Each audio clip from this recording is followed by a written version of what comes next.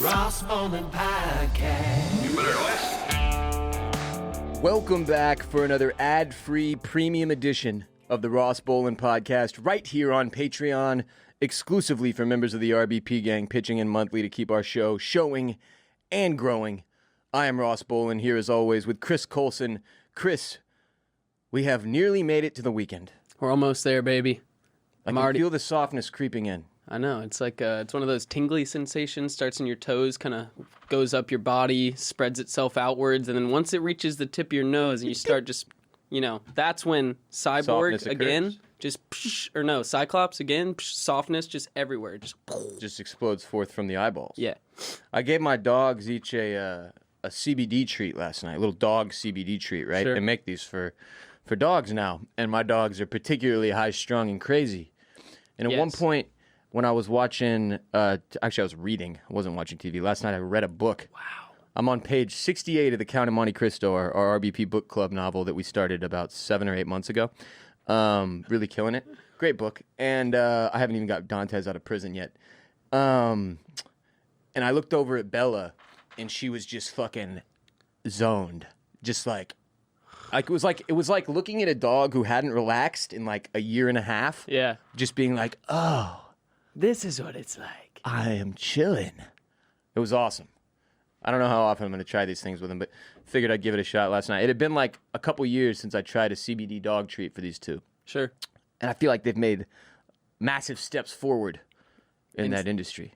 Really? Yeah. Really improving you mean like the effectiveness of the CBD dog treat? These are the first time I've given them a CBD treat and then been like, damn, I could see the difference. When you told me, when I was at your house the other night and you told me you had given Bella one, I even said something about it, and then you're like, yeah, I gave her a dog treat. I was like, Bella is like mad chilling tonight. Illegal CBD dog treats, I might add, that I purchased from a drug dealer. Really? My dogs get the good shit just like I do. I was talking to Ross about this the other night. I don't know if I just got lucky or if it's just like this across America, but your local weed dealer is usually like the coolest, like kindest dude. Like for me, it was always like a good buddy of mine who would be like, yo man, I'm swinging by your house. Do you need anything? Or like, I got you. Or he would like, yo, I got something. There's another side to that. No, but he would like come, like hang out with two kinds of weed dealers. Sure. That guy that you're describing, which is the dude from, why did I almost say Eternal Dazed and Sunshine of the Confused? Spotless Mind? Nah, more reminds me of fucking Seth Rogen in Pineapple Express. What's the other dude's name? The actor name? Yeah. It's not Russell Brand, is it? No. No, it's not Russell Brand. It's James Franco. Yeah. For whatever reason, I can never remember Franco's name. Well, he's one of these Hollywood guys with like a weird rep. Like, he's just sort of an odd cat. I mean, most actors are, but for whatever reason, Franco just weirds me out. Like, he doesn't smoke weed? Dave and James, both of them? Or just one? James. James freaks you does out. not smoke weed. Dave Franco's awesome. I don't have any reason to fear him. Sure. But I fear James. Sure. Specifically because of this interview I watched with Seth Rogen like 8 years ago or some shit where he was like, yeah, James Franco doesn't even smoke weed. And I was like, wait a minute. And then I watched Pineapple Express again and I was like, if you can act like that and not smoke weed at all, you're a sociopath. Or you've just smoked a lot of weed in your past. Maybe. And he didn't comment on that, but because like I've smoked enough weed at this point that if I never could act it. If I never smoked again in my entire life, I could act incredibly stoned. I mean, you're probably right. It doesn't take that much I feel to a act. sneeze coming. It could happen at any moment. I'm just letting you know now. It doesn't take that much to act stoned. You know what I mean? No, you basically take it down an octave in intelligence. Well, talk a little slower. I would say they're playing it up. Like they're playing like the cliche of stoners. You know what I mean? I mean, yeah. Which is easy to play. But like, the more weed I've smoked, the more I'm like, that's not really a stereotype. It's just what happens when you smoke a ton of weed. That's fair. I can't really argue with like that. most stoners sound and live in a very similar way. It's pretty rare that you meet a stoner that's like high octane lifestyle, fucking psycho stockbroker or something like that. You know what I mean? Yeah, that guy does cocaine. I watched a documentary of this guy that was like a high altitude runner, like woke up at like 6 a.m, trained all day, every day, and the only drug that he used was THC to help with his like lung capacity. See, that I believe. I believe there are a lot of athletes that smoke weed. Yeah. But as far as like the Wall Street guy, regular ass, working Americans, yeah. Most of us who smoke weed regularly, I feel like are a bit more mellow than most. I would than, 100% than agree. the drinkers. Y'all have to deal with the hangovers and shit. We're just looking for the next fucking bowl to chill back out. It's just a different lifestyle. Anyway, I don't know how we got onto James Franco and Seth Rogen. We're talking about my drug dealers. So here's the reason I say this. Sure, because you had Big You Papa got that Smoke. guy. Well, but Big Papa Smoke was a coke dealer. Oh, The guy that I'm trying to do this without incriminating myself. of course. Like the dude I used to buy from in Austin Sure. was a regular dude. Let Sure. me just put it that way, like you're describing. But he didn't. He was one of these weed dealers, like where he didn't just sell weed.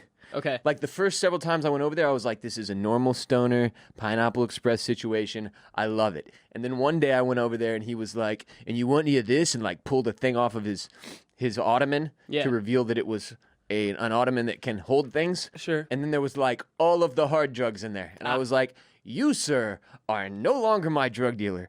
Capiche? Yeah, I feel like once you breach into the hard drugs path, like your kind of aura of Dude, he was like, chillness- you want any Special K? And Well, I was like, because- want any fucking horse trank? I came here to get some weed.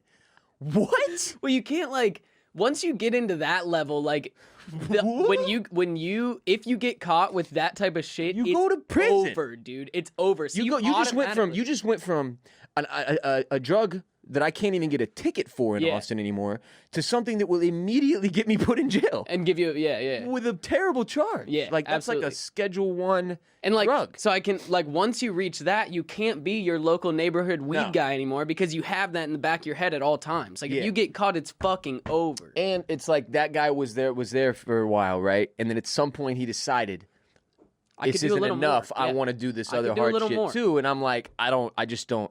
Because now when I'm paying you, I know what you're using that money for.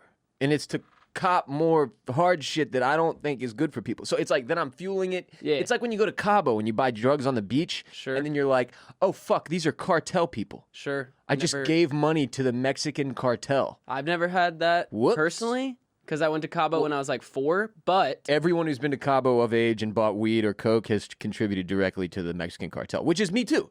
well, to be fair, we're probably still contributing like transcendental. Well, actually, not anymore. No. Because all our shit Comes from California, Colorado. Yeah, you're right. So it's all American grown. 100% right. Now, doesn't mean there's not shady shit that goes on there too. It's just not the Mexican cartel. I'm not trying to give, my $60 to a dude that gives 40 of it to a dude that gives 30 of it to a dude that makes sure that people get hung from a bridge in fucking, a border town. That's not my shit. Sure. So I prefer Pineapple Express guy. I'm just saying, to your point, you got to watch out for the other one, 100%. sneaky hard drugs guy, because you're just fucking. Next thing you know, you want some Special K with your 8th. You accidentally say yes, and next thing you know, you're on horse trank. Next thing you know, you're seeing lions and tigers and bears. Oh my! Don't do that. I'm sorry to say, other than the little side note we just made, that I do have to start today's show on a bit of a down note. You could put it. I got some bad news this morning.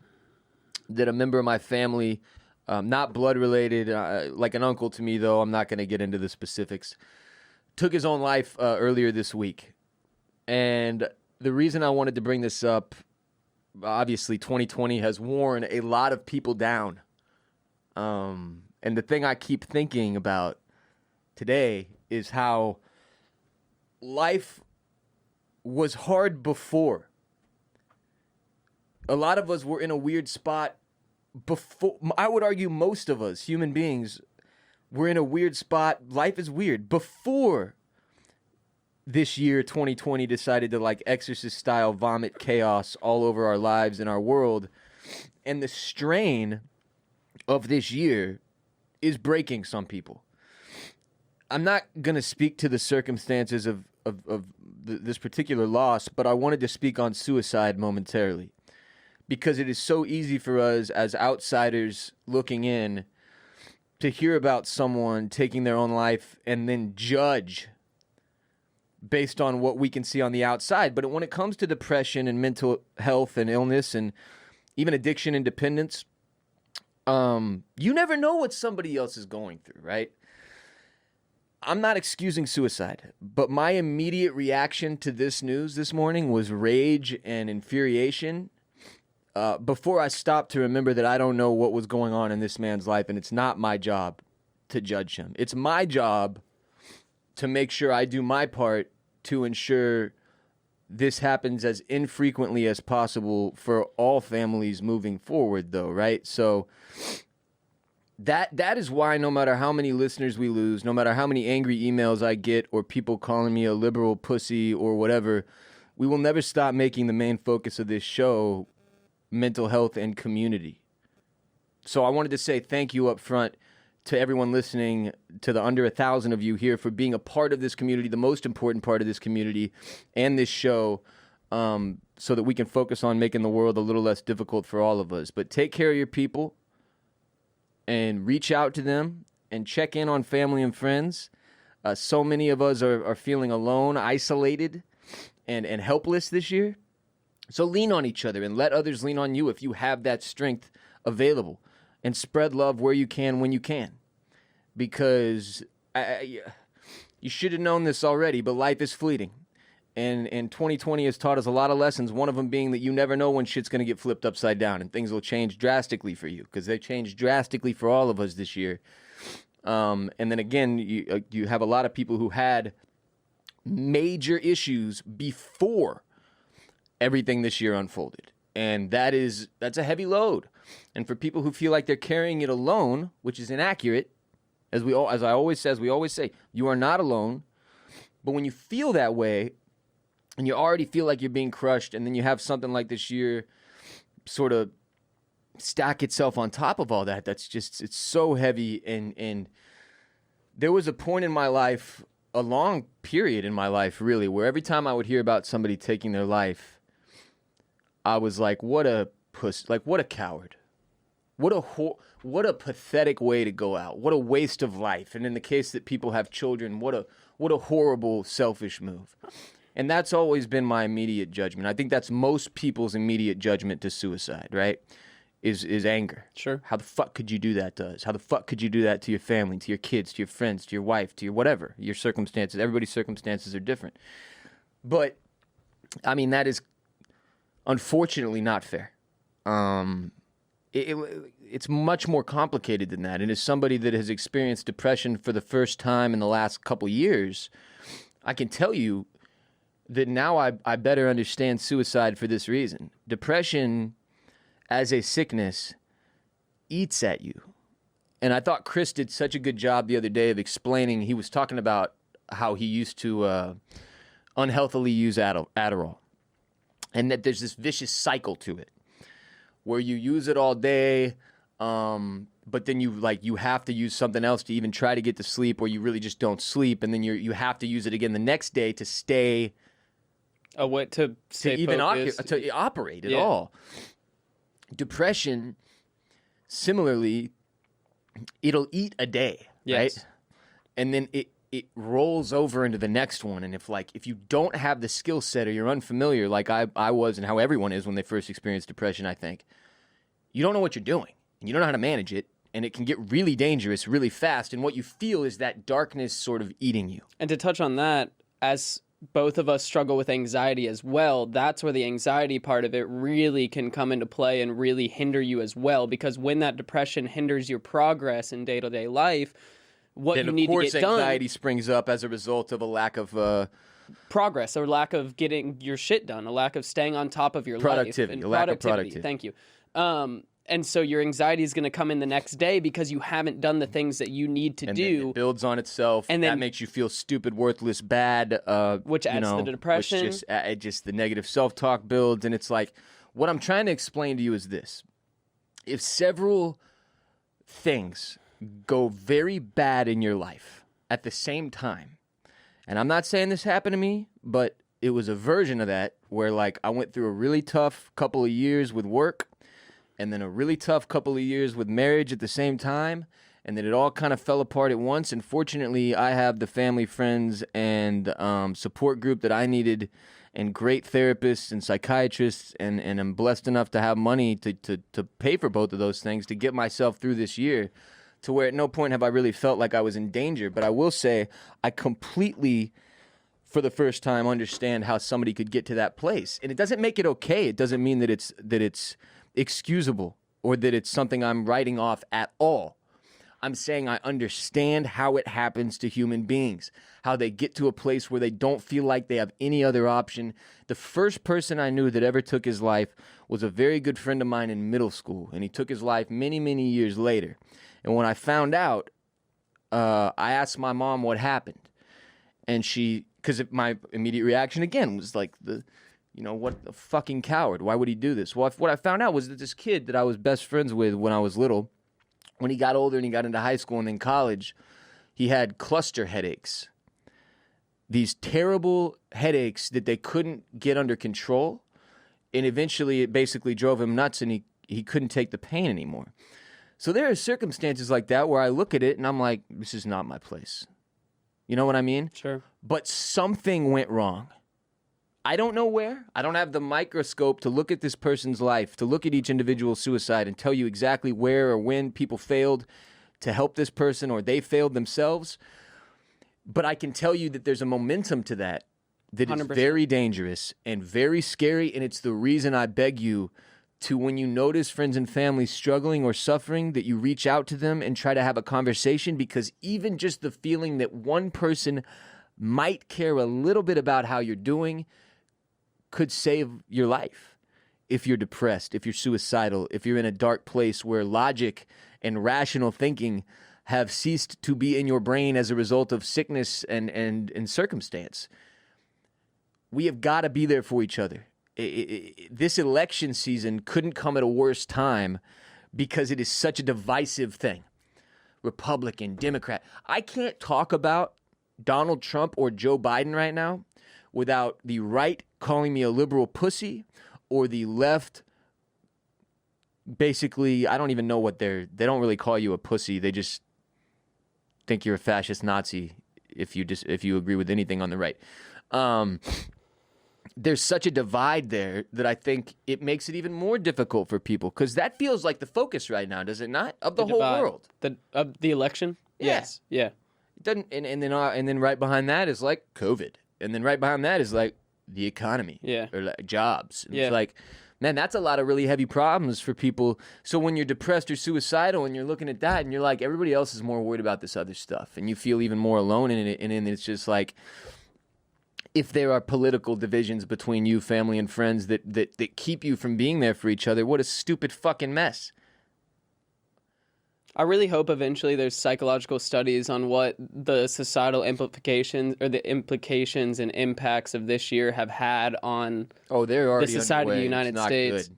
Yeah, because I can't imagine living under this type of duress for now almost 9 months. For some people, the last 4 years, but specifically the last 9 months, very, very heavily, has to take a toll on your everyday person, and especially those of us that struggle with mental health. And just to give some people some perspective when talking about depression, like what it's like when you're at your deepest part of depression. When I was struggled with my depression, and when I was at what I would call my deepest pit of depression, which was right at probably March of 2018 or so. No, probably February, March. Yeah, February, March of 2018 or so. I felt so alone, and I felt like there was no point in even attempting to go out anywhere. And this was when I was at college, at the University of South Carolina. I felt that there was no point in even going out anymore because it was a waste of time, because people wouldn't want to talk to me. It was a Right. waste of time to attempt to meet people because they wouldn't want to hang out with me. I felt that I was so useless and worthless at the time that I might as well just be by myself to save everybody else the effort. That's the mindset that cyclical snowball effect can lead to. It is a mindset I'm a pretty positive person most of the time. I do my best to always look on the positive side to make those around me feel better, and to feel seen. And to look back on it and see that I was at that point where I genuinely didn't think anybody saw me. Right. It's a snowball effect that can send you into the deepest pit you didn't even know you could And get now, to. important to recognize, for people who don't experience this, again, logic and rational thinking don't apply often No. once something like this has taken grip. So if you're sitting there like, well, that's so silly or stupid, what about all your friends or your family? No, it doesn't. It's about how you feel. It's not about the reality of the situation. I have unbelievably supportive parents. I got so lucky, and you're lucky in this way too, that I have both of my parents. Even they're divorced, they've maintained their friendship and been phenomenal parents for me throughout the course of my life. So that I don't have to worry about, like, I mean, you would think I would never have to worry about feeling truly alone. Yeah. Right? Great family, phenomenal grandma, love my brother, have so many good people around me. But when I was getting eaten alive by that shit a few months back, and it'll still happen day to day here and there, but like it's just gotten more manageable. I'm used to it. I know how to fight it a little better now. I still felt alone. Yeah. And I mean, I have a show with, The mantra. we got thousands and thousands and thousands of listeners, people hitting us up every day, big social media following, all this shit that you think would help with that. It's still tough. No. It still will cause me to think illogically and to believe, not just believe, but feel isolation. Absolutely. And alone. Absolutely. And it's crazy the power that your mind has when it's not well and when it's well.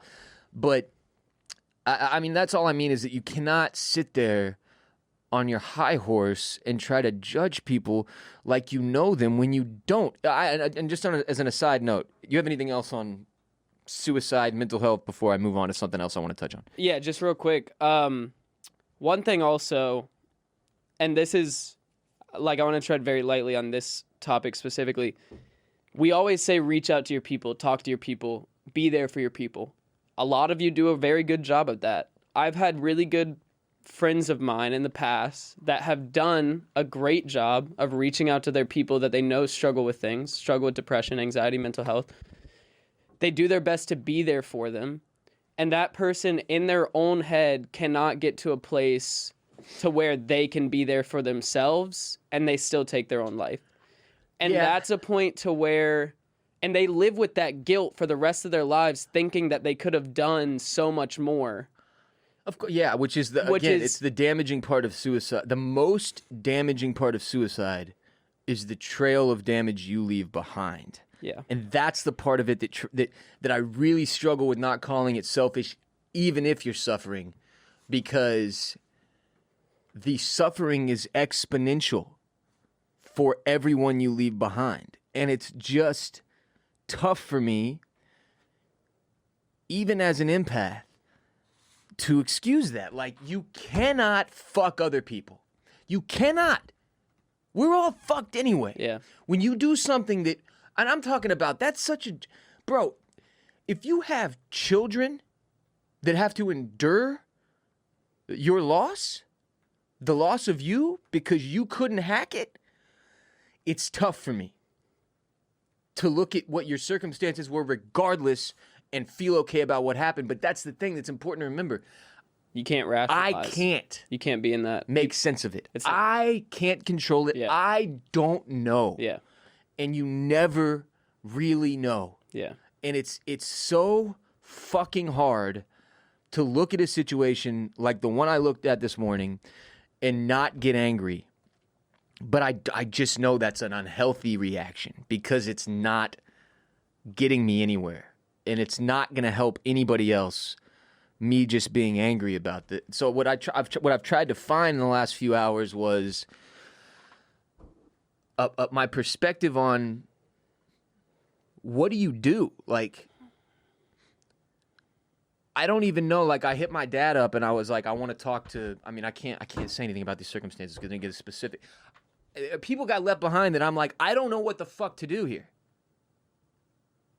But somebody has to do something. And that's always the feeling I have. Well, surely somebody will do something. Yeah. Somebody will help them. Somebody will help that family. Somebody will pick up the like, bro, no, I don't know. Maybe it has to be me. Yeah. Like that it's just, the year is stacked with shit, okay? A lot of people are struggling. Do your best to be there for each other. And I'm going to jump to this next thing. Another outrageous moment for me this morning. I got a text message from somebody who, let me just say that I used to date very briefly several years ago before I got married. And this person texted me and said, I didn't know you were well, I didn't know you were an Austin liberal now. And that's always so funny being in Texas because you don't know this, but Texas as a whole, big red state. Oh, yeah. Cowboys, football, riding horses, shooting 6-shooters. None of that's accurate. But You guys don't ride your horse to school? nah, but Houston, so like Texas people have always made fun of Austin as like the liberal blue bastion of Texas. Like, those liberal Austin hippies, they don't even fucking know. That's always been the way it was. There was a point in my life where I mocked Austin for that reason. When I thought, based on my circumstances in life and just like ignorance and naive nature, that I was a Republican, that I was right wing, and some parts of me, just for the record, fiscally conservative. Sure. I watched the VP debate last night. There's shit on the left side, on the Democratic side, that I still hate.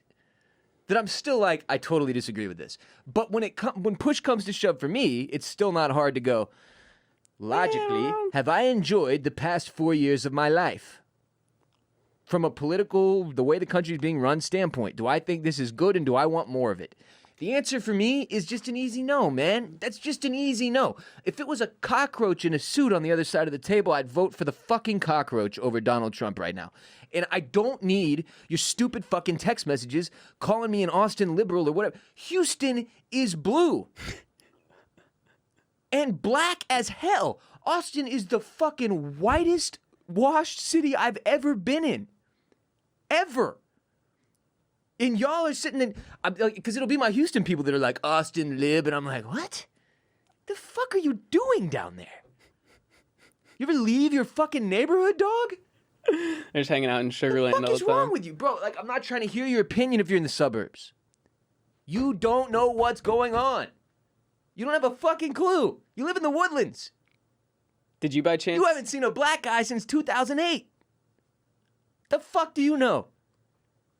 Did you by chance see that interview that went viral of the lady arguing why Section 8 housing shouldn't be allowed to move into their neighborhood? And it was like the suburban white mom. No, I have not seen that. And she was like, I mean, I'm not a bigot. I'm not racist. I'm not trying to be rude here, but like, they just, they just haven't earned this neighborhood. Like, she was like trying to curtail it around it so bad. You could tell she just didn't get it at all. Like, in her mind, she thought that she was coming from a good place, but when you have an understanding of what's actually going on, you're just like, dude, It's just you're too not much. seeing it. You're a horse running down the track with fucking blinders on when there's a world war going on around you. It's just too much ignorance for me to handle. Like, I cannot have these conversations anymore. It's fucking driving me nuts. This woman that I went to college with that has children, on Wednesday or Tuesday, she put up an image on her Instagram story of Cardi B dressed as a devil doing like the squats with her tits out, which is just some shit that Cardi B would do. And Like a real picture? Or yeah. It Oh, was like okay, a Cardi okay. B did Sure, this. sure, sure. She did this TikTok video or some shit where she dressed up as like the devil. I don't know. Sure, sure. Look, frankly, Regardless. it doesn't fucking matter. Cardi B is a rapper and entertainer. So she put up the slide of Cardi B as the devil, and she said, "Do not support Cardi B. This woman is a pedophile and a pedophile ring contributor or whatever. She thinks she's part of the Q thing." Okay, so the next slide is, because just based on that, I was like, well, this is one of the stupidest claims I've ever seen, because she put on a devil costume. Was it like what, 10% of the country every Halloween is now in the fucking Illuminati? The next slide was a picture that Cardi B had put up several months ago of 2 cookies. Little cookies, chocolate chip cookies, Sure. with ketchup on them. Because Cardi's a weirdo. She eats fucking ketchup on her cookies. But this person had posted the slide of this 2 cookies, and it said, "Good night, all." It was Cardi trying to say, like, look how little I give a fuck today. I'm eating ketchup on cookies and going to sleep. Understandable. She put up a slide of the cookies, and then another slide comparing the swirl of the ketchup on the cookies to 2 pedophilic symbols connected to, apparently, one of them was the symbol for a little boy lover, and the other one was a symbol for something else. And I was just going, I had to say something. I messaged her, and I said, "You are silly as hell." And she said, "What do you mean?" And I said, "You think Cardi B, because she put ketchup on some crackers in a swirl, which how the fuck do you ketchup? What did you want her to? You swirl.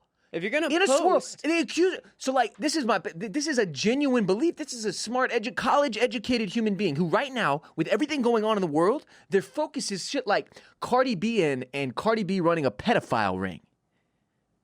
This is all the same shit. All these fucking Epstein obsessed, flight manifest, Q fucking people.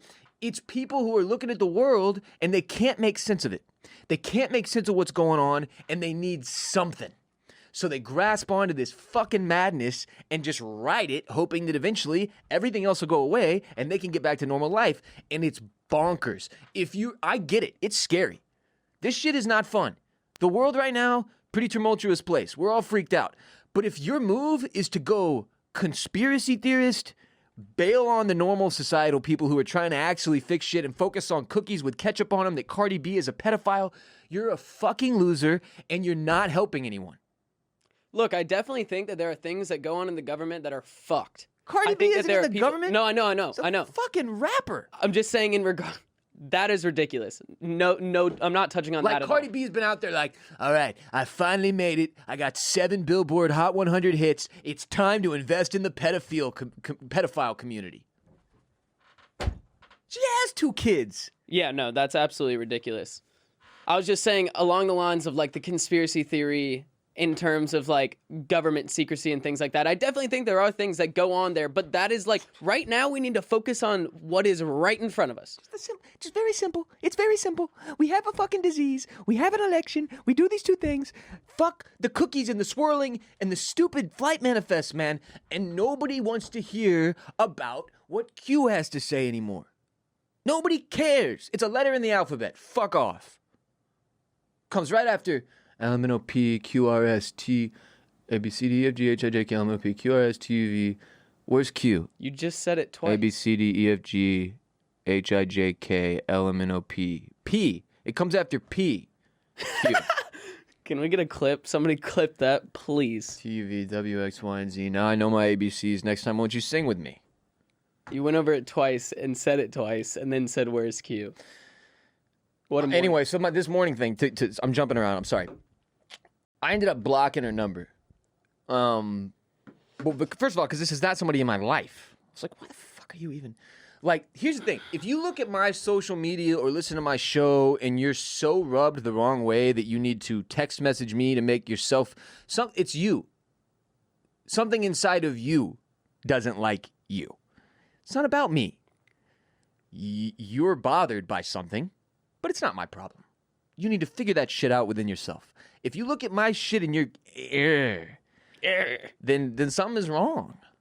Go figure it out. But don't come at me. I don't know you. You don't know my life. You don't know what's going on with me. You don't know if my uncle committed suicide this morning or some shit. Like, that's what I'm trying to say. Hollering out at people about this shit that's like, at the end of the day, is that your focus? My politics? You ain't hit me to ask how I was doing after I got divorced. You didn't hit me in the past 8 months. You hit me up to ask me if I was an Austin liberal. You might as well be dead to me. Yeah. Like, what are you doing? Get the fuck out of here. But just from a political standpoint, I'm sick and tired of seeing everybody attacking everybody all the time. I know that's the nature of this country, but it doesn't have to be. So if you're somebody on the right or the left that spends all your time just spewing anger, vitriol, hatred about the other side, I'm telling you, you're not doing anything. You're making it worse. The divide grows larger on a day-by-day basis because of you in part. We cannot grow or come together or fix this country with anger and hatred and confusion and lies, and I'm fucking sick of it. And it comes from both sides. Do not get me wrong. The more I watch the debates, the more I read about the election, the more I look into Biden, Harris, Trump, Pence, the more I realize even if Biden wins, we're not suddenly a perfect country again, people. Not even close. There are going to be a lot of problems still. Some of them will be much different. Some of them will cease to exist. Others will sprout up. But if you think that just like next year at some point, probably in like March or something, whenever we start the next presidency, that things are just going to, and that's if old mans can win. Older mans, I should say. They're both old as fuck. And by the way, during the presidential debate last night, both vice presidential candidates refused to answer the question of whether or not they had spoken to their old-ass president or presidential candidate about a contingency plan if they become unable to serve due to age, COVID, sickness, death. How can I confidently vote for either of you fucks if you don't even have a plan for what happens when your old ass dies? I don't know. They both dodged it. Pence dodged it, and I went, oh, that was a fucking mistake. Oh, man, that was so stupid, bro. What an idiot. And then Harris dodged it, and I was like, I'm the idiot for watching this, thinking that I was going to get anything but more confused by this debate was a mistake. I believe it was your boy Bobby Fino that tweeted this morning and said until there's well-written moderation. I'm gonna read his tweet, but yeah, take a stab at it. Accountable moderation and live fact-checking. This would just be a charade. It is a total and utter charade at this point. Which is exactly right. I mean, it's absolutely ridiculous. And the thing is, everybody wants to, everybody can see through the shit now. No, they can't. You don't think so? That's the amazing thing to me. If you're still watching and going, oh, this is great. These people clearly have my best interests in mind and know exactly what they're talking about, then you're a fucking idiot. Because it could not be more they're not even properly preparing. No. This is the thing that fucks my head up. I look, got no real thoughts on Harris. I don't know enough about her career. I know she was the California cop. She was like Mrs. Justice in California, which is from the get-go, I'm like, well, that can't be good. But look, combined, Biden and Harris's track record against things that there's a lot of shit that both people have done that I am very adamantly against. Absolutely. And then when I'm watching and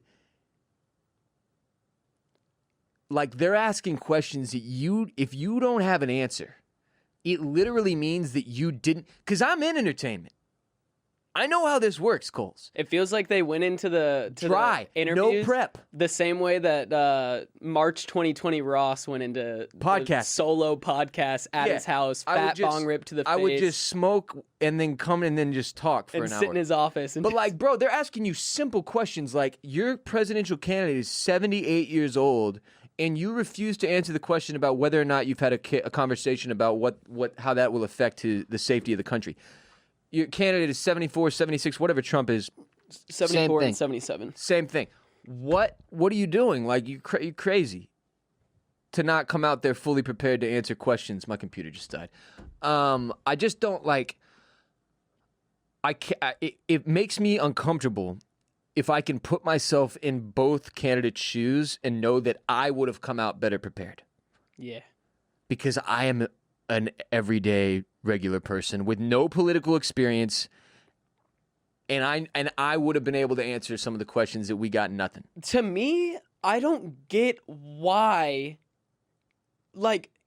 if one of them would just answer the questions, they immediately would win the debate. It doesn't even matter what they fucking say. It's the thing I always find myself. I'm like, wait a minute. This is it. This is the window right here. Answer this question successfully, and it's over. You won. It doesn't matter what you even say. Whichever side it is, they're just deflection, and I'm like, what? Why? Oh, do they just not want a platform to run on? Thank you very much, Cindy. But I wanted to go back and talk about something we were talking about 15 minutes ago instead of answer your question. So I'm just going to go ahead and ramble about that for my next 2 minutes. And then when my cutoff at 2 minutes comes and you ask me repeatedly to stop talking, I'm just going to continue talking for another minute and a half. We'll see how that goes. Nah, man, everybody turn this off. Y'all, hey, thanks, Kamala, and fucking dickbag robot flyhead. You guys did nothing for us last night. Awesome work. Thank you for making America feel more clarity on what exactly we're looking at here, you fucking buffoons. This man had a fly on his head for 4.5 minutes. I've never seen Twitter explode over a non-violent act in the way that it did last night. That was the same response as a terrorist attack, except it was a fly on our vice president's head that got clearly stoned as shit off of hairspray and was just chilling. Big chillin'. He was like, this is my moment. I'm here. I've heard that was the same fly that was on Clinton's face during the debate 4 years ago. And it's just the omen of who's losing the election. You want to know how stupid people are? Yeah. You want to know one of the things they're arguing about this morning? Yeah.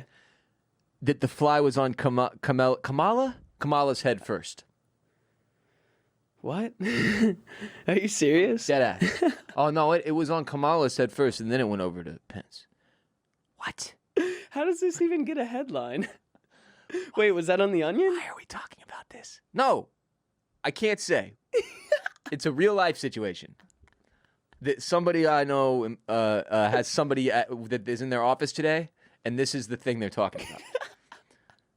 Like, we couldn't even have the fly and laugh about it together as a country. The right went, no, it landed on her head first. What? Why does it Can't matter? we just enjoy the fly? We can make the Twitter jokes and the memes, and like we got a gift last night in the midst of what couldn't have been a more boring and unproductive conversation. Something funny happened. We all got to laugh for a moment, and the right couldn't even let us have that. No, it landed on the black chick's head first. Oh, okay. What fucking difference does it make? It sat on Pence's head for 4 minutes and he didn't notice. If a fly comes within the general vicinity of my body, I start doing windmill kicks and throwing out fucking judo chops left and right to try to kill the thing. This guy had it on his head. His fucking head. You know how much hairspray you have to have on? You know, in the zone you have to be to not notice that? I've never seen a more politically disturbing performance than Pence last night. This guy is a pro. Yeah. A fucking professional. He spent more time preparing for that debate in an effort to not actually answer any questions, I should add, than either of the other 2-3 people we've seen have spent doing anything, I think. He crushed from a Overall perspective. from a presentational standpoint. Sure. He crushed. Now, I don't know who won the debate. Nobody did. We all lost. The fly won.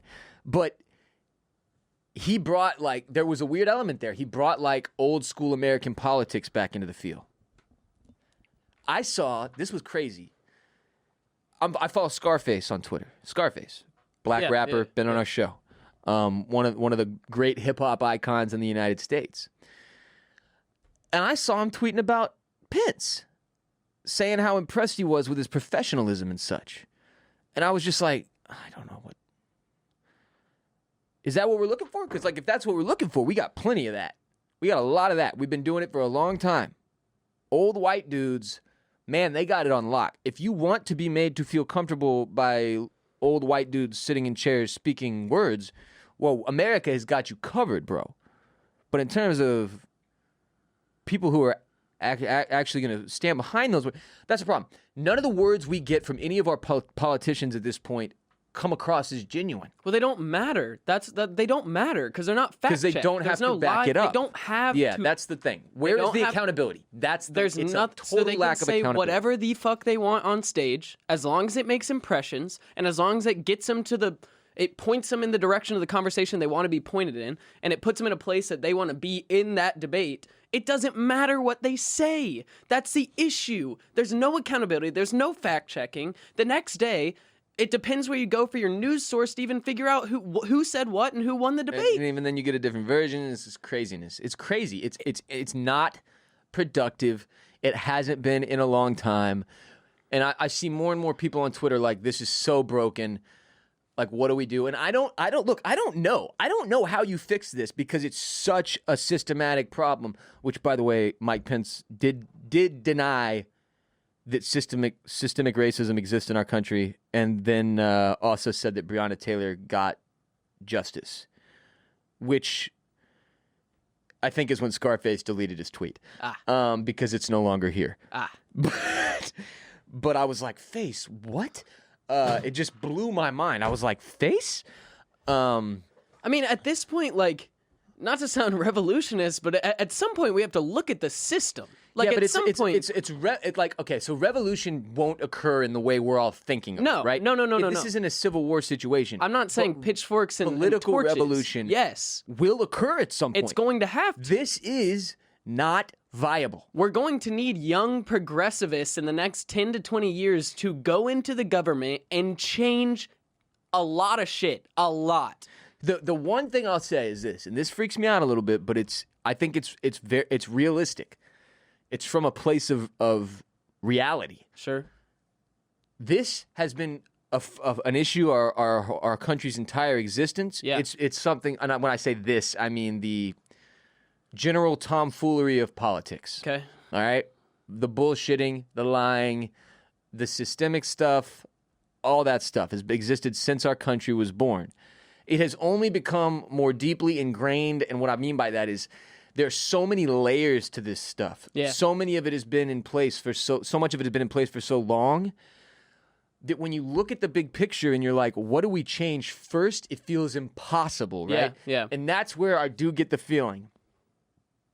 Like if you can't break the wheel, to steal from Daenerys Targaryen, which, by the way, poor effort on her part, then someone else will. Like, people are gonna fucking revolt eventually. That's what I'm like, saying. I don't know if it'll be in 100 years or 200 years, but like, if America continues down the same exact path where you have two choices, a Republican and a Democrat, and they're both terrible every year, eventually, people are gonna flip the fuck out. Which, to that point, we have a presidential candidate that's on the ballot on our show tomorrow. It'll air on Monday, but we get to interview Dr. Joe Jorgensen, who is the libertarian candidate for president of the United States of America. On the ballot, 4 names. She's one of them, and she's going to be on our show. And I've been hit up by a lot of people asking me, like, or telling me, like, hey, one of the things you should tell Joe is, like, cancel your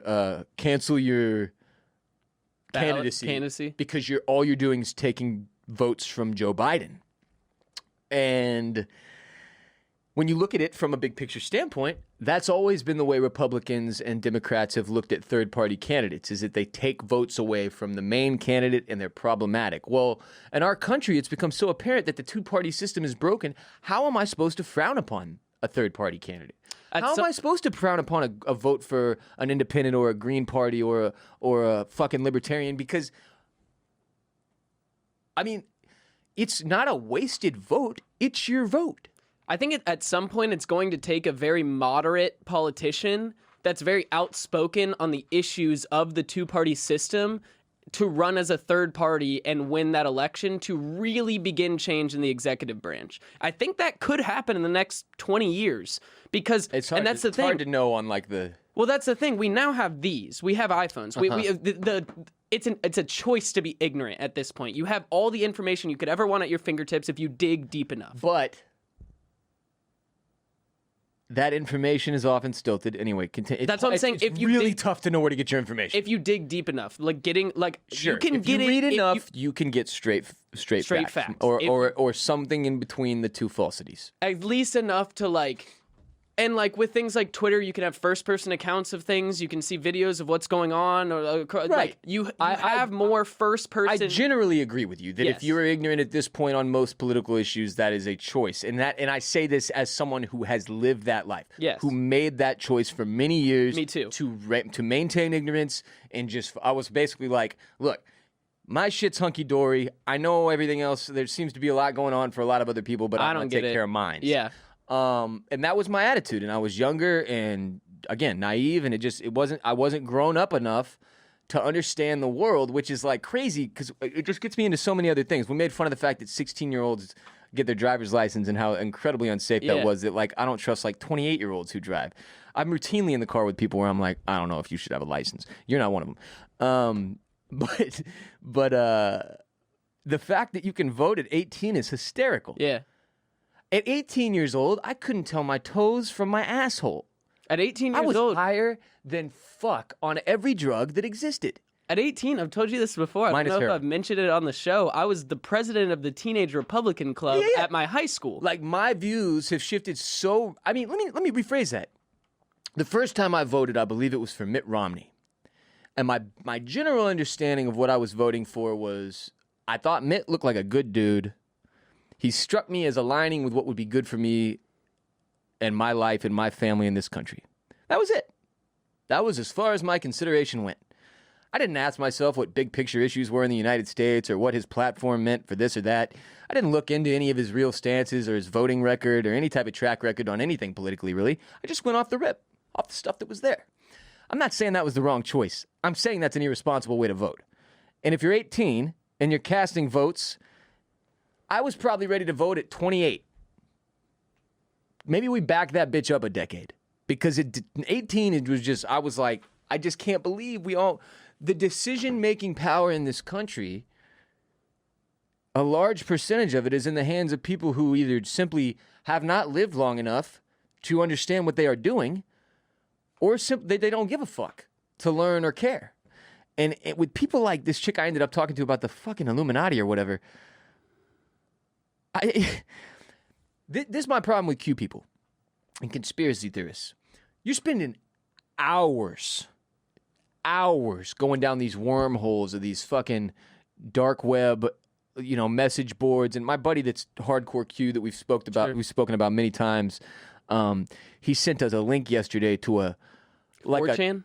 It wasn't even 4chan, bro. It was a more bizarre one, like an even crazier one. I'm going to try to scroll up and find it really quick. QPen or something. It was like, he was like, how have you never heard of that? It's fucking the #1 drop spot for all Q info. And I was like, I just don't, I don't. Of course I would. I said, somebody answer this question. There's 17 people in this text group. I said, somebody answer this question. There's like 2 or 3 of them that are Q people. I said, what is Q? Just answer. I'm being serious. I'm not being a dick. Just answer that question. What is Q? Nobody answered. Nobody answered. I asked the stupid the cookie ketchup swirl girl. Yeah. Yo, send me one article that explains to me that or gives me information about why Cardi B is somehow involved in this pedophile ring. And she said, look it up. So I tweeted out, conspiracy theorist, ... quote, look it up, exclamation. Yeah. Because every time I ask one of these people a question, they say, look it up. And then I do, and what I find is a bunch of basement-dwelling anon accounts on the internet babbling bullshit. Connecting, like, Dots that don't exist to dots that... Always Sunny style. Yes. Yeah. Yes. Yeah. What is this? What are we doing here with this board and 14 pieces of string and 62 different pieces of paper? Like, and it's not that I don't believe that there are elements of conspiracy theories, that there's not smoke where there's fire, all that good stuff. But the level to which people have taken things this year is crazy, man. And it has to be connected to Having a bunch of time on our hands and the the internet. dystopian nature of Yeah. life in 2020. Like, It's pretty easy to believe none of us, things. none of us can do what we normally do. And we're looking around, we're like, how is this even happening? So if this is all Start to happening... try to take stabs in the dark at this and that, and the next thing you know, you're in a wormhole. And I'll just say this: there is enough wrong to focus on at the top. Yeah. Up top layer of the world Visible- that we visible. do not need to dig yet. No, that's how what I'm about saying. we take care of the shit at the top That we can see. Then you know what, man? Maybe y'all are all right. Maybe that there is some giant conspiracy with celebrities and A-listers and politicians to make little kids into sex dolls. Let's get through the fucking election. All right, let's try to get the right people in the House first, and then we can focus on that. If y'all really want to, if you really, really want to, but right now, shouldn't we top of mind some of this other, like, I guess, more proven stuff? Like, we know we're going to have a president next year. We don't know if there's a massive pedophilia ring of A-list celebrities like Oprah. Oprah's on the flight manifest, dog. The second I saw Oprah's name, I was like, this is stupid. Chrissy Teigen is just another one that I'm like, by the way, her life's being... She's an example of somebody who's just being run through the mud. And it's 2020. just like, wow, bro. Like, if we got a headline tomorrow that Chrissy Teigen took her life, would it shock you? No. She's dealt with every version of mental health issues in the past few years. This year... From postpartum depression to anxiety to being attacked by literally millions of bots in the form of people thinking that she's part of the Epstein. Like, that's the shit you don't think about. Cardi B is a human being. 89 million Instagram followers, But one of the still most a famous human people on being. the planet. But that's a living, breathing human being with children and a family. And now there are thousands and thousands and thousands and thousands of real-life educated human beings who believe that she is part of a pedophilia ring. And I guess why that scares me is because, man, I live my life in the public eye a little bit. Yeah. If anybody can say anything they want about me and any moron can just grab it and run with it, it's like, I don't know. Because that's defensible at some points. If somebody called me a pedophile right now on the internet, it'd be so fucking easy for me to go at that person, defend myself, clearly prove or whatever I needed to do to say, like, you're a fucking idiot. I would never, ever, ever, ever touch a child like that. Yeah. You're a fucking psychopath. That's easy. When it's thousands and thousands and thousands of people and you have millions of followers, you have lost control of the narrative. There's nothing you There can is do. nothing you can do. Because even if you say something about it, you're just acknowledging it. It's fuel to the flame. Nobody knows how to handle those yet. Yeah. We've seen both ways. Ignore it completely, doesn't seem to help much. No. Address it head on. Tegan style, made it a million times worse. Yeah. Had to like delete her fucking Twitter. She blocked like 2 million bots or something like that just Which so she then could even that- use the fucking app. And then she lost a child to miscarriage. And she still has to wake up every day and look at her fucking notifications of the whole world calling her a pedophile that was on the Epstein flight manifests. That's what I mean by y'all are if you're in that boat that you're looking around at all these conspiracy things and you're trying to find this and that or these people to blame or whatever, Chrissy Teigen, John Legend, Oprah, bro, focus on your attention on something that actually matters. Like It can affect your own life. yeah, and I don't mean to be insensitive to pedophilia as an issue. Obviously, if it is an issue in any way, shape, or form, it should be attacked. And sex trafficking as an issue. Absolutely. Yeah, absolutely. But when you're speaking to something that is like, it looks like shit, it smells like shit, it's probably shit. So let's move on. Like, you don't have anything. All you say is look it up. All you're going off of is random blog posts. Nobody cares. Find something real to care about. The conspiracy theory shit is getting mad old. We have to vote now. People are voting now. An election is literally occurring, and I'm having to get fucking Instagram stories about Cardi B's cookies with ketchup on them. wow. People What a are world. dying out there, fam. Like, y'all are focused. It just. What do we start talking about at the end of last year? At some point at the end of last year, perspective became one of the main topics on the show because I wanted to make sure that my perspective, like, I think I had a feeling I was about to go through some shit. Like, things had gotten bad enough in my personal life to where I was like, well, clearly a change is going to come, like that song. And then perspective became something I became obsessed with because it's so hard to gain Yeah. perspective in this world and in this life. And frankly, the more privileged you are, the less likely, the more difficult it becomes to obtain healthy perspective on the world. The more removed from reality you are, the more in a bubble you are, the less you know about regular people. I'm speaking of that text group I'm in with 17 guys. I mean, all these guys make six figures. All these guys come from money. They're all white. They all got kids and families and companies. They're rich people. Sure. These are rich people. Upper middle class to upper class white Americans. That is not a realistic group of people to pull information from. That is the 1% of the country. Yeah. Most Americans do not live that way or have those experiences or have any fucking clue what that life would be like. To wake up every day with the only worry being, how am I going to make more money? Most people never get that gift. Yeah. So I'm not in that group trying to source information. Gift. Well, I'm not saying there's not things that come with that too. I'm Yeah. saying right now the issue in this country is a lot of that the mo- wealth is in a very small percentage of people, and a very large percentage of people are suffering as a result. I'd say that's more an issue with society than it is an issue with money. Yeah, but An it's a issue- political issue too. Like all these guys yesterday are complaining about taxes with Biden, right? Like how if you make over 400K, which some of these dudes do, that you get an additional, like I think it's like 4% in taxes, which is like that's like another $20,000 towards the government if you make 400K a year. Sure, right? sure, sure. It's a lot of money. It's nothing to shake your cock at. Sure. And I get that, but like everybody Everybody pays pays taxes. taxes. You got to pay at a level that makes sense for your income, right? Like if you're fortunate enough to make over $400,000 in a year and you're worried about the twank, I just don't understand how that's how your brain works. You make $400,000 a year. And this is where my mental shift from like younger, I like totally. It's not even possible. I still don't. When know I was what- younger, I like, in my mind, I like built myself up. I was like, I'm gonna make a shit ton of money. I want to make a fuck ton of money. I want to be a millionaire. I want to buy nice cars, nice houses, travel the world, buy a jet. Every white privileged kid ever. Yeah. Yeah, exactly. And I was like, that's why, like, when the original debates were going on with Trump and Clinton back in the day, I was like, oh, Trump's tax policy, fiscal policy, like, that's going to be great for, like, what I want to do coming out of, et cetera, et cetera.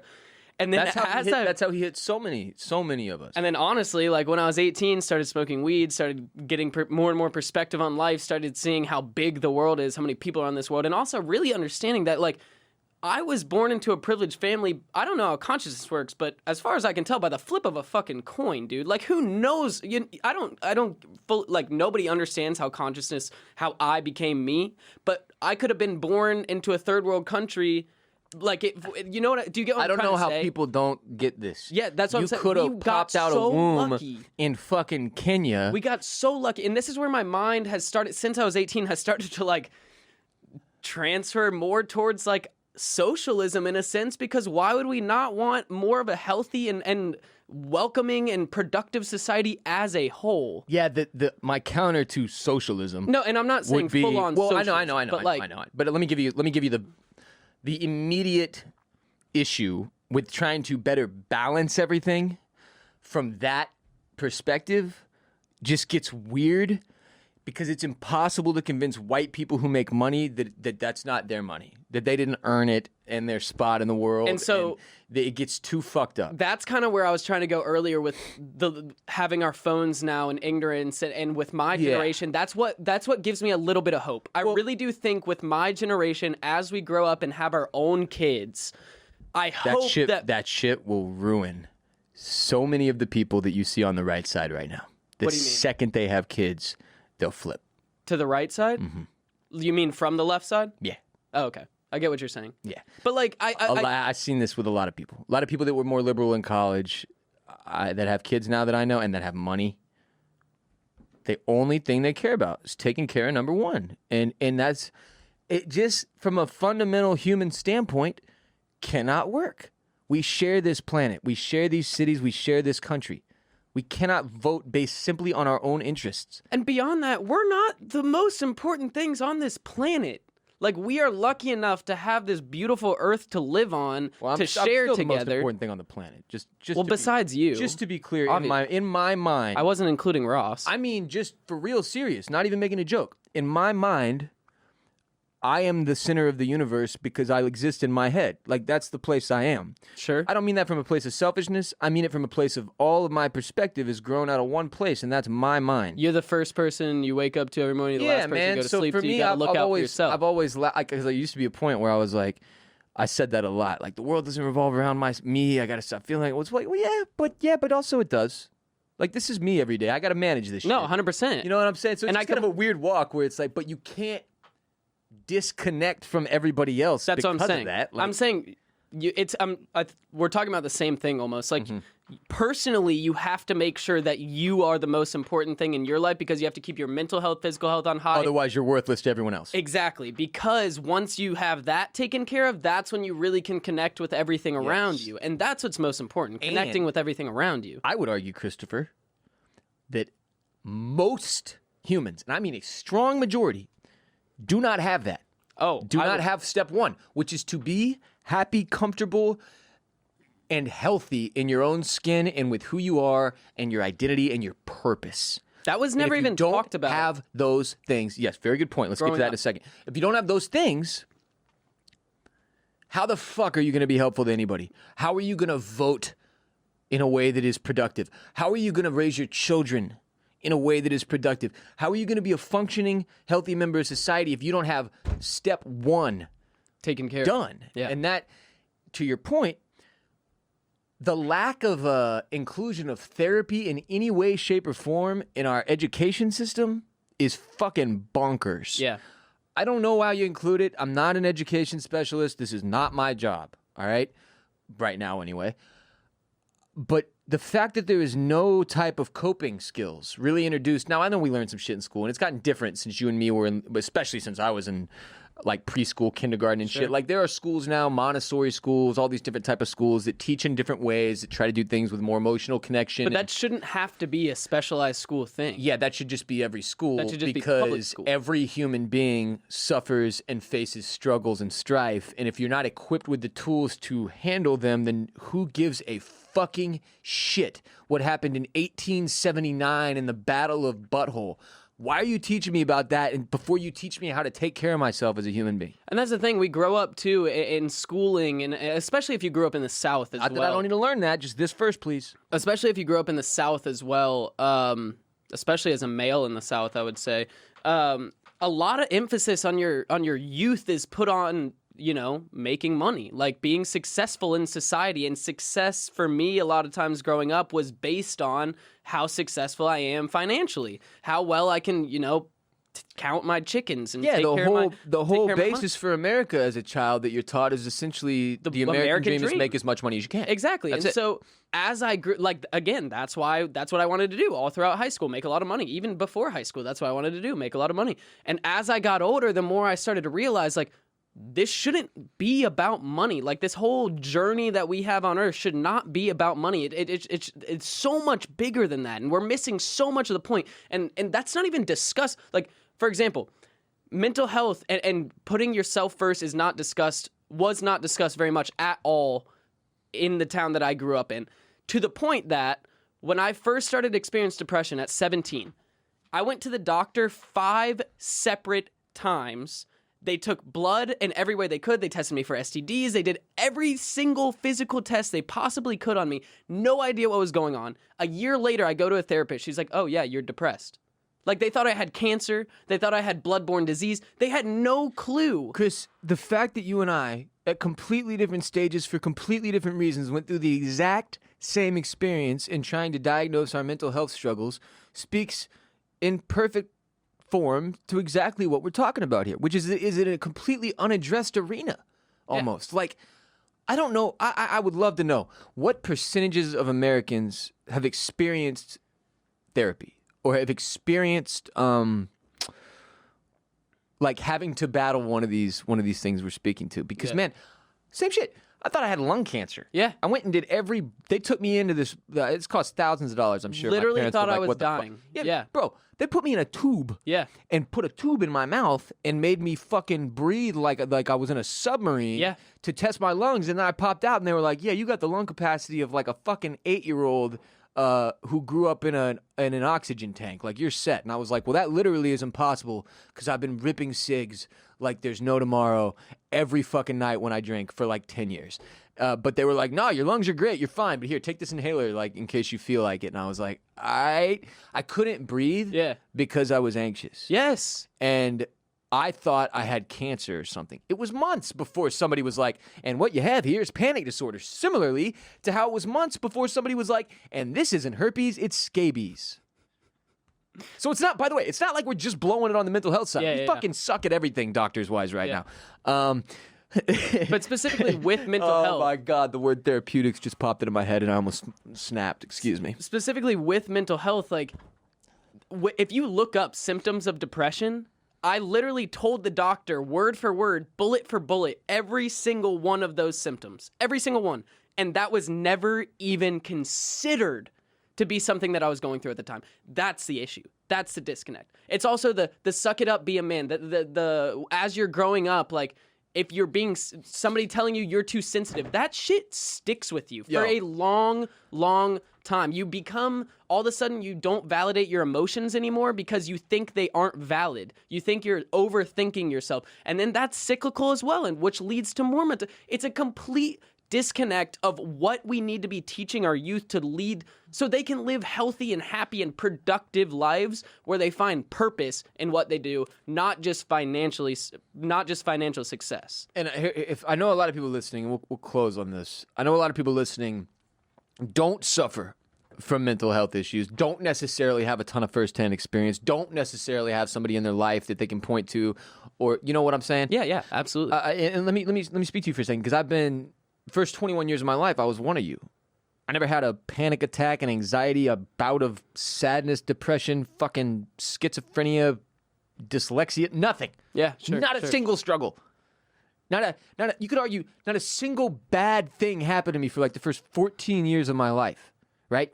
And I say this again, everybody gets phases, bro. Yeah. It might be from 60 to 70 that you get a clean walk, and the rest of it's a shit show. But you will get phases where peace will be yours. I promise you that. It's literally impossible for it to maintain. Chaos cannot maintain all the time. Yeah. Peace has to come. It's cyclical, like every other fucking thing. What was my point? I was going to close with this, so it's important that I find it. You 14, you're clean, moment of If you've peace. never had any of these issues yeah, and you're yeah. listening and you're like, "God, I wish I could just understand better." Look, it's not complicated. It really, really isn't. We tried to make these mental health issues, depression, anxiety, all these things, build them up as these crazy, complex, like ununderstandable. Yeah. No. It's very, very, very simple. It's just like any other sickness, just like any other addiction disease. There is no, like, you have got, empathy in this has got to be spread. That's the thing. Understanding. Yeah. Compassion. The things that we have this was always a thing when I was younger. America's losing its way. We don't care about families and compassion. These were right-wing issues. We no longer include God in the household. We don't care about each other. And that was sort of like one of the things with the right that I identified with growing up. Sure. I was like, I agree with all this shit. Like, we are fucked up as a country. I am obviously a religious person, so for me that played. Now I see things a little differently religiously. Like, my religious beliefs, I have absolutely zero intention of involving them in the government. Yeah.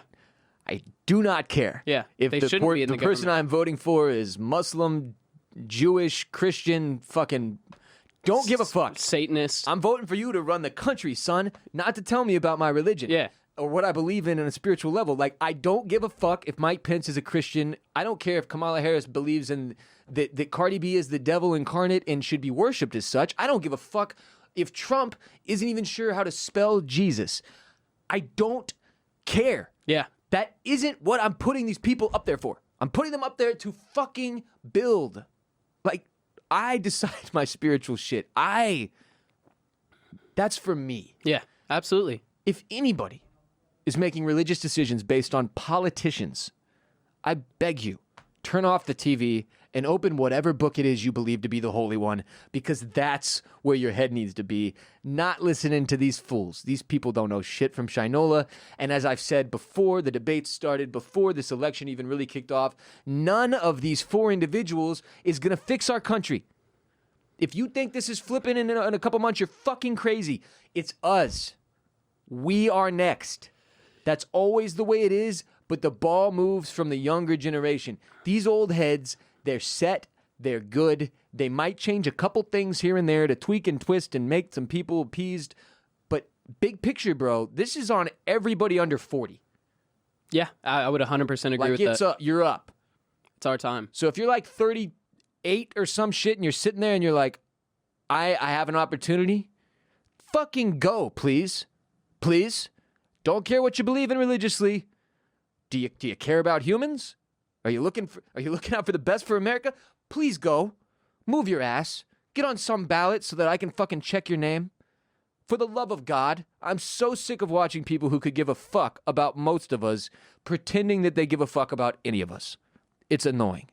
And it just gets tiresome. Most people turn off that debate within 15 minutes because neither candidate would even answer the questions. So don't come at me in my fucking text messages about being a liberal. Don't come at me on Twitter about my religious takes or whatever the fuck. Just I don't want to hear it. Like, if you're coming at me, I mean that for the people that are coming at me with, oh, you're an Austin lib now. First of all, how many years have you not paid attention to me in any way, shape, or form to believe that I would vote for Donald Trump? Like, if there was anybody listening to this show who was like, I think Ross still might be on board with Trump, then you haven't heard a word I fucking said. And that amazes me.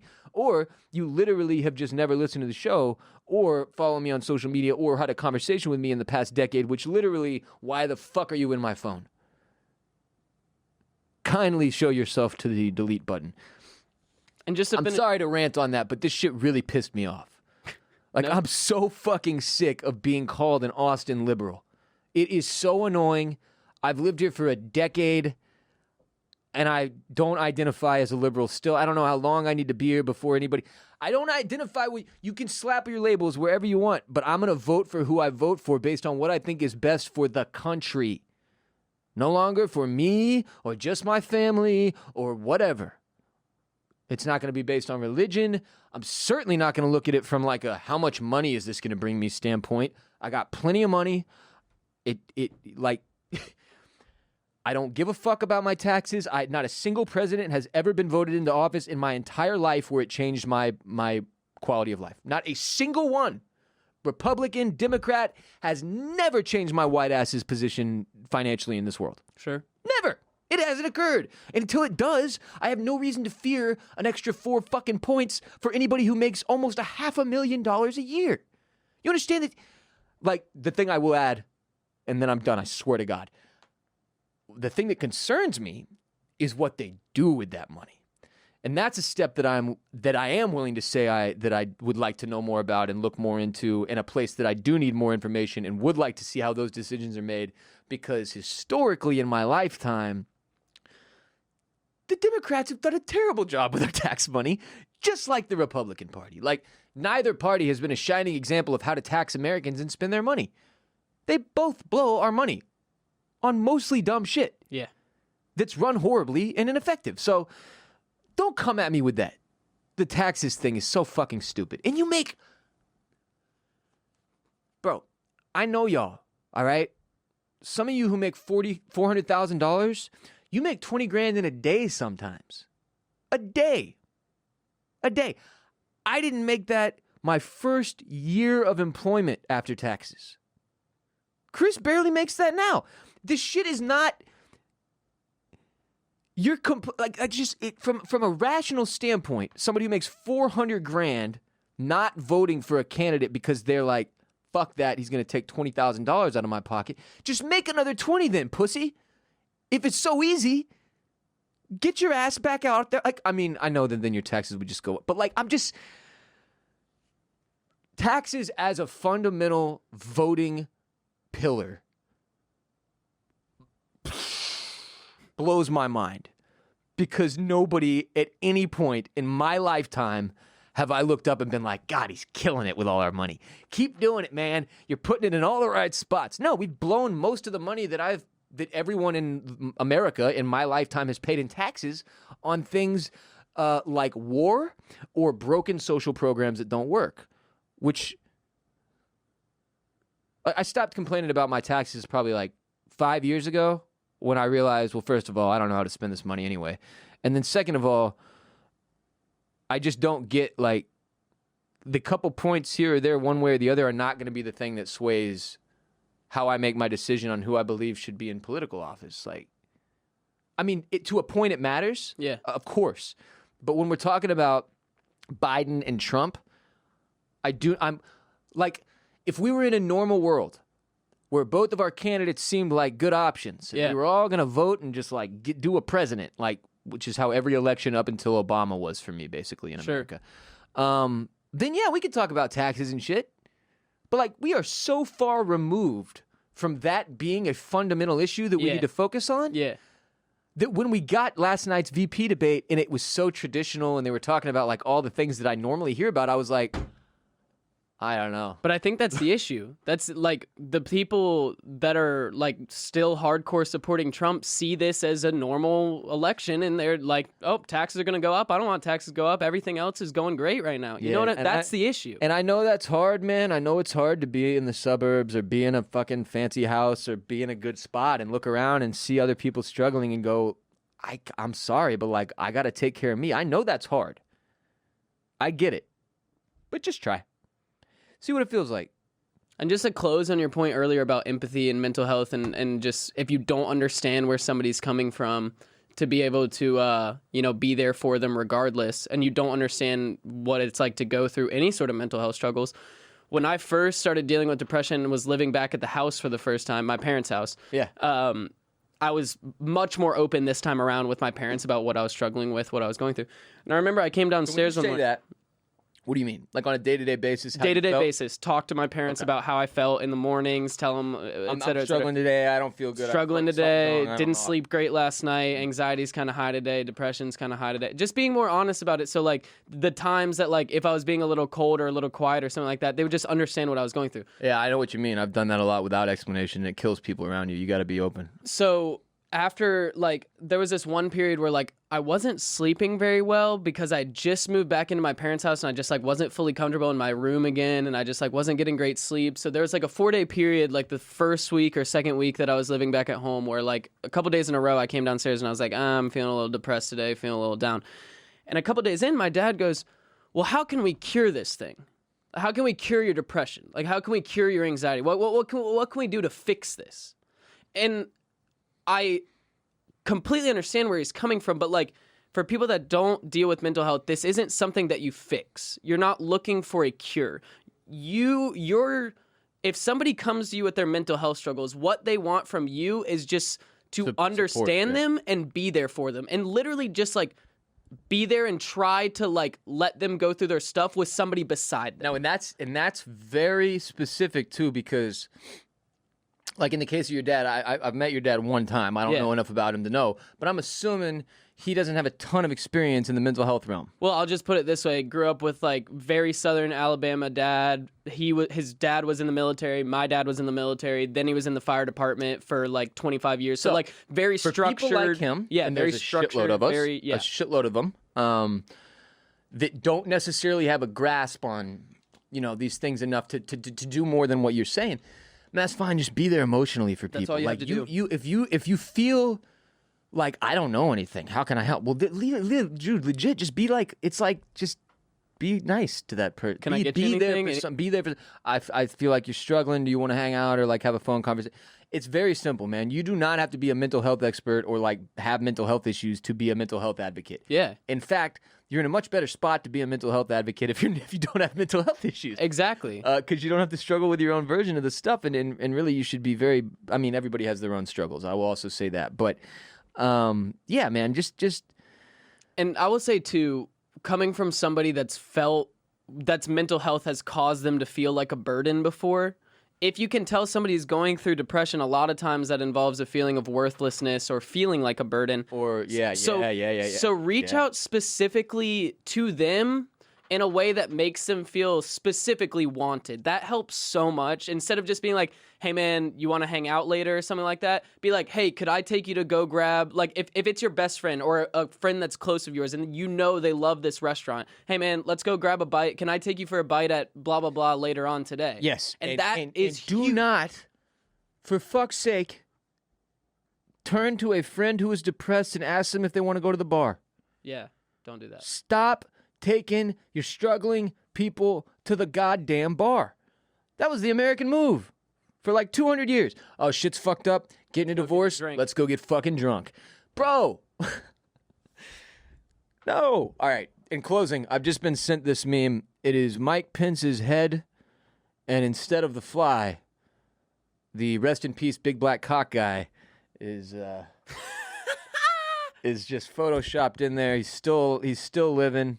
Dong out in Mike Pence's hair. I know today's episode was a little bit different, but this morning was pretty jarring for me, and it was like then my computer fucking died, and we were gonna play some hotline calls. We ended up not. We've got a lot going on in the next week, right?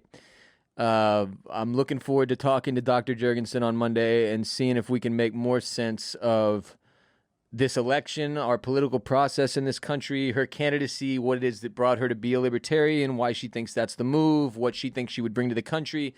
For those of you who are here on Patreon, if you have a question you would like asked to Dr. Jurgensen, again, libertarian presidential candidate, reply right below this post on Patreon and just stick your question in there. And if anybody has any really good ones, I will use them and I will credit you, okay? But only for people on Patreon because obviously we get 20 minutes with Dr. Jurgensen, all right? This is not like I get to ramble for an hour and a half and take one question and spin it off into something about completely different shit like we do with all of our interviews. This is going to have to be pretty focused. Yeah. And tight. And so if anybody has any good ones, now no promises. I'm just saying, if y'all want to, I know it's exciting for a lot of y'all. A lot of y'all are fans of Jorgensen. A lot of y'all are looking for a third-party candidate that you feel more represents or aligns with your beliefs. A lot of y'all are unhappy with the Democrats and the Republicans. And I sit there in the same boat as you. That being said, I am not a registered libertarian. I have no intention of voting for Jorgensen. I'm not saying I won't after we talk to her, but I am not a Jorgensen supporter. I am not voting for her currently. And it is going to be an exciting experience learning-wise for me too, because I don't know a ton about the 2020 Libertarian Party. Libertarianism, the way I know it and understand it, is almost fucking silly during a pandemic. So, because you have to trust everyone to take care of themselves and make their own decisions, and that's clearly not going well. So, I'm very interested in her takes on that. I've never spoken to a presidential candidate in any way, shape, or form, much less on the record. Sure. So I'm looking forward to it. It's a big deal for this show, one way or the other. So make sure everybody tunes in Monday. Tell your people that we're going to have Dr. Jurgensen on Monday. If anybody's interested in hearing from one of the other candidates in this 2020 presidential race that is not Donald Trump, Joe Biden, Mike Pence, or Kamala Harris, we've got one for you Monday. It should be very interesting. And again, I just want to be clear. I try my best to understand as much as I can. Yeah. But I am very aware that I am not the most educated person when it comes to politics and policy in this country. But I genuinely believe that the path I am on to trying to better understand the policy and the process in this country is the way we all have to go. If I know people have started much less ignorant than I did, it doesn't matter. No matter where you started in terms of your understanding of politics and American policy and politics, you got to push we all have to be better educated on this, and it's something that comes only from ourselves. There's nobody going to hand it to us. It certainly isn't the media. I can ask a few questions in 20 minutes, but that's not going to give you your fucking everything you need to get your vote right. So I just ask that in the coming weeks, and it's, again, Coles and I are going to focus on this too, because, correct me if I'm wrong, neither one of us has a fucking clue how to vote down an entire ballot. No. I don't know how to research these people, their records, what they voted for, what the fuck they've done, how I know that I'm going to what if I give this person a vote and then they go do some stupid shit, fuck up my whole city or whatever. Like, I have no clue. Yeah. So we're going to be talking about that to try to learn ourselves as well. Nobody is sitting here from a high horse or a place of like, I'm better than you and trying to talk down to anybody. I want to be very clear about that. If you disagree with me on anything in any way, I'm here to have a conversation. Your beliefs are your beliefs. I will not shit on you, I promise, unless you say some dumb-ass racist shit, and then I will shit on you. But you can say pretty much anything else. You could say dumbass religious shit. You could say dumbass, like, money shit. You say dumb racist shit, I'm probably going to poop on you based on this year. I've had enough. Anything else, though, I'll talk to you. For real. Come at me. At WR Bolin on all social media, as long as you come from a place of productivity and you don't call me an Austin lib, because that will get you nowhere. Dirty Austin. There was like 4 text groups in 24 hours. I was like, what? With the group I'm in with 17 guys, 3 of us live in Austin now. Yeah. And then it just, like, it went from, I don't even remember, talking about the debate to, like, literally the whole rest of the group attacking us 3. 2 of the dudes still vote right. That live And in I was Austin? just like, y'all are fucking up your own shit now. It was amazing to watch. But thank y'all for being here today. I hope you enjoyed Friday's ad-free premium exclusive edition of the Ross Bolin podcast. A lot different than any one we've done on Patreon this year. We usually come in like a little loose and do voicemails, laugh our dicks off, and go home after an hour. Today was a lot more serious, but these are serious times, and today was a serious day for me, and a difficult one at that. I appreciate all y'all's support. I've already had a bunch of people reach out to me about the familial issue I had, the loss of my family this morning, or actually it was a couple days ago. I just found out this morning, but I appreciate y'all's love and support as well. Be there for your people. Reach out to each other. Take some time this weekend to like text message, maybe do a phone call with one of your friends or a couple of your friends who you see as maybe being, in a dark place or struggling or whatever. People you know that have issues. See if you can help. Be there for each other. If you've got extra time right now, fucking use it. Fucking use it. I know what that feels like, man. There was a few months of this year where I was in a dark spot where like 6 hours of every day were pretty much useless to me. I would do my show, go home, and try to like mentally survive. So I get it. But that shit is not getting you anywhere. You've got to pop up out the rut and move every fucking day. You get one of these. And it doesn't feel short to me. I know people say it's short. If you get one of these, though, and you got to build as much as you can. I mean, when it's over, you want to sit there and act like you did everything you could? Or you want to be, what is the line from Inception? Die an old man, filled with regret. You want that? I don't. That's why we worked out, and then I had this smoothie. It was a great smoothie this morning. It was a great smoothie. Y'all have a great weekend. Coles, any positive words? No more talking about serious stuff. You can only make jokes from here on out. Only jokes? Yeah, it has to be about Mike Pence's fly, or the big black cock guy, or what else works? I was just going to leave it on a positive note to stay soft for the weekend and, No, that's fine too, I guess. keep grinding every day. You want to be normal. Wake up, keep working, better improve yourself, keep looking inwards, keep looking upwards, and keep looking outwards. Keep moving forward. We got this together. Yes. Sorry, I was reading Twitter things. That's it. We'll be back Monday. Presidential candidate on the show. No big deal. No big deal. Got that to look forward to. Have a great weekend. Stay soft. Coles and I will be live. Oh my God, it's Thursday. Coles and I will be live on Twitch tonight at 7 p.m. But tonight is tomorrow. Will this be posted tomorrow? I just posted today. Okay. Y'all will get your episode a day early as a thank you for listening to me talk about very serious things the entire time. Hey, man, if this helped, please let me know. I'm pretty proud of this episode. And if you're like, I will never be back again because this episode fucked me up, well, hit me and let me know that too, please. Well, yeah. I'm just curious. I not that would make me change or want to change anything about the way we did it. I'm just, sometimes when we're talking about all this political stuff and this serious mental health stuff, I wonder like how many people are like, I can't fucking handle this. And in that case, I would like to find some middle ground, or if you have suggestions, even if you're out, even if you're still like, I'm out, hit me. I want to hear them. Great weekend, great week. Stay soft. Vote.